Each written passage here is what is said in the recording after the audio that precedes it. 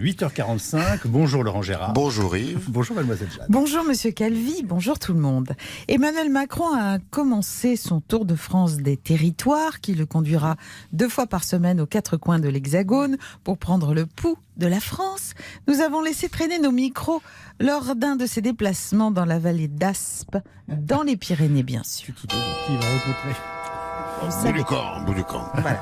Qui c'est qui vient me déranger à l'heure de la sieste? Micheline, passe-moi la carabine, je vais mettre du plomb dans le cul à ce malotru. Bonjour, c'est Emmanuel et Brigitte Macron. Ah, Emmanuel et Brigitte Macron. Micheline, range la carabine, c'est le président de la République et la première dame. Bonjour, bonjour. Comme vaut l'honneur de votre visite. Je cherche à rencontrer un Français pittoresque dans le cadre de mon tour de France des territoires. Entrez, je vous en prie. Il reste de la garbure. Micheline, sert 2 belles assiettes de garbure à nos invités. Non, merci, c'est très aimable à vous, mais j'ai peur que ça me donne des ballonnements. Et j'ai oublié mon ménophytéen confort intestinal. Oh, veux pas ta chochotte.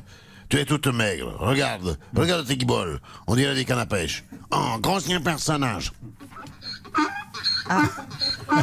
Ah, ta gueule, Castex. Ah bon? Il est là, Jean Castex? Mais non, c'est le nom que j'ai donné à mon âne. Emmanuel, partons d'ici, j'ai de la boue sur mes escarpins. J'ai pas envie de passer pour une souillon devant les caméras de France 3 Berne. Oh, mais c'est pas grave ça. Micheline, amène une paire de bottes en caoutchouc pour la première dame. Des bottes en caoutchouc avec une robe Christian Dior? Mais vous n'y pensez pas, espèce de visigoth. Emmanuel, ça suffit, on rentre à Paris. Stéphane Bern a pris la tête du combat contre les éoliennes. Dans une tribune, il accuse même la ministre de l'écologie d'être responsable d'écocide. Bonjour Stéphane. Bonjour Mademoiselle Jeanne et bonjour à Messire Calvi. Bonjour, Oh que Stéphane. je suis en colère. Vous savez ce que je lui dis à la duchesse de Pompilly? Je lui dis zut, flûte crotte de bite. Oh là c'est là, osé. oui, c'est donc, osé. Vous êtes très remonté Stéphane.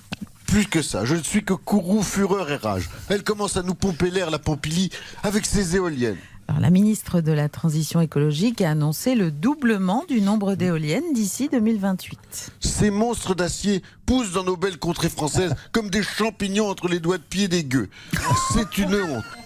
Ils défigurent nos paysages. Songez, Mademoiselle Jade, que l'autre jour, tandis que je prenais mon petit déjeuner dans ma modeste demeure du Perche, Oui. un château de 12 000 mètres carrés entouré de quelques terres, Oui, 10 c'est hectares tout au plus. Oui. La vue de ces éoliennes m'a fait malencontreusement donner un coup de pied sous la table à mon assistant pakistanais. Pardon, mais que faisait-il sous la table? Mais enfin, il me massait les pieds. Vous avez un masseur de pieds. Je vous rassure, Mademoiselle Jeanne, il ne fait pas que ça. Il Dis est donc. aussi chargé du ménage, de la cuisine, de la vaisselle, du repassage, de la comptabilité et parfois il m'évente aussi en cas de forte chaleur. Ce pauvre R s'est retrouvé avec un œil au beurre noir par la faute de cette éolienne. Non, mais de là à accuser Barbara Pompili d'écocide, vous y allez fort tout de même. Les éoliennes favorisent la transition écologique. Bilvesé, mais bilvesé. Avec leurs pales, ces monstruosités assassinent les oiseaux. Résultat, tous mes vassaux n'ont même plus à chasser. Ils n'ont qu'à les servir au pied de ces éoliennes horribles. Et vous savez le pire? Ah non. Ils ne ramènent même pas le produit de leur chapardage. Si ça continue, je vais être obligé de me nourrir moi-même. Alors je n'ai pas peur de dire haut et fort, suce aux éoliennes. Bonjour. Pascal Pro, bonjour. Vous êtes bientôt à l'antenne de l'heure des pros sur CNews. Oui, dans quelques minutes avec un débat passionnant et passionné. Faut-il rendre le vaccin contre le Covid obligatoire? Pour en débattre, Yvon Rioufol qui est contre, Charlotte Dornelas qui est contre et Eugénie Bastier qui est contre. Ça fait pas beaucoup de voix pour ça? Si, car je serai aussi avec Laurent Geoffrin qui est pour le vaccin obligatoire, n'est-ce pas Laurent? Ouh là là. Il a encore sa boule. C'est vrai que nous n'avons pas ôté son baillon à boules. Comme il a essayé de l'enlever lui-même, Elisabeth Lévy l'a ligoté à son siège. Non. Attendez, mais il a pas l'air content là. Hein. Si, ne vous en faites pas. C'est Jérôme Begley qui lui chatouille les pieds. Laurent rit, même si c'est très douloureux. Et quel sera le menu des auditeurs ont la parole sur RTL, s'il Eh vous bien, plaît? oui, revenons à RTL. Oui. Nous parlerons des écolos qui ne nous déçoivent jamais, vous le savez, hein, oui. chaque semaine. C'est formidable, mais au plus fort que les écolos français. j'en invente rien, les écolos belges qui démontrent que la Belgique est vraiment le pays de l'humour surréaliste. En effet, je ne sais pas si vous avez vu, le parti écolo belge vient de nommer une femme voilée commissaire du gouvernement chargée de l'égalité homme-femme. C'est pas vrai. Mais si, c'est vrai, c'est vrai, on a même la photo, alors à la radio c'est un peu compliqué. Oui. Au nom de la parité, cette dame va-t-elle demander aux hommes de porter eux aussi le voile? Mais oui. Je pose la question au 3210. Eh bien, merci Pascal. J'ai pas fini. Et donc, un artiste italien vient de vendre 15 000 € une sculpture qui n'existe pas.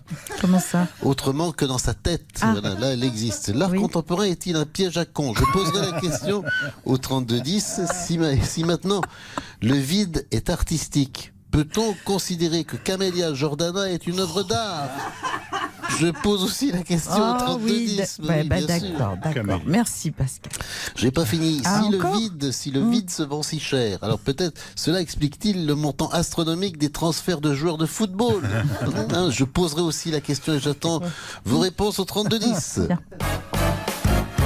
À Roland-Garros, les matchs en soirée sans public qui sont diffusés sur Prime Video ne passionnent pas grand monde. Non. Même certains joueurs se sont plaints d'une absence totale d'ambiance. Imaginons comment les papes du divertissement d'antan auraient pu rebooster ce spectacle sportif. Je veux parler bien sûr de messieurs Guy Lux et Léon Zitrone.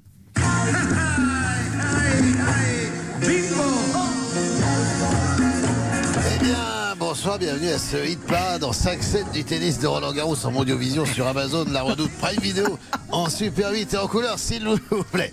Au programme ce soir, le numéro 1 mondial, Novak Djokovic, qui, vous le reconnaîtrez facilement, c'est celui qui est coiffé comme un Playmobil. Opposé à un Biélorusse inconnu au bataillon, mais vous le reconnaîtrez quand même, vu qu'ils ne sont que deux dans le stade. Et il y a une ambiance de fou. La dernière fois que je me suis marré comme ça, c'était quand on m'a arraché mes dents de sagesse. Alors tout de suite, partons à SVP 11-11 Auteuil 24-36 avec notre ami Gennaro pour un point sur le score. Gennaro, Djokovic 40-15, Djokovic 40-15, Djokovic 40-15. Oui, ben c'est bon le macaroni, tu vas pas nous faire dans toutes les langues. On s'emmerde déjà assez comme ça. Sur le cours, Suzanne Langlais, dont j'ai très bien connu la grand-mère d'ailleurs, qui montait elle aussi au filet toujours avec mes balles dans la main. Elle me faisait mal la bougresse. On retrouvera tout à l'heure Raphaël Nadal, celui qui gagne toujours à la fin et qui se tire sur l'élastique de son slibard avant de servir. C'est comme ça qu'on le reconnaît. Mais je crois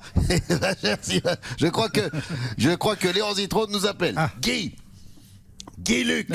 Guy Lux. Vous n'avez pas besoin de gueuler comme un goré. Ici, il n'y a pas un applaudissement. On vous entend très bien. Mon cher Léon, je suis actuellement au bar de Roland-Garros, le seul endroit du stade où il reste des joueurs français. Je suis avec Benoît Paire, qui porte très bien son nom, et qui tente de battre le record du monde d'absorption de vodka pomme. Et bientôt, la FFT, la Fédération Française de Tennis, va être baptisée Association des Alcooliques Anonymes. Guy Lux. Tandis que je tendais mon micro à Benoît Paire. Celui-ci, probablement épris de boisson, a brisé sa raquette sur moi. Il m'a cassé mes lunettes. On m'a cassé mes lunettes. Je ne vois plus. Je ne vous entends plus. Et bien finalement, le tennis, c'est comme le reste. C'était mieux avant. Rappelez Borg, McEnroe et Connors, qu'on se marre un peu. Et ben voilà, c'était Roland Garros 2021 en direct sur Amazon. La Blanche Porte, Prime Video, carte en couleur. On se retrouve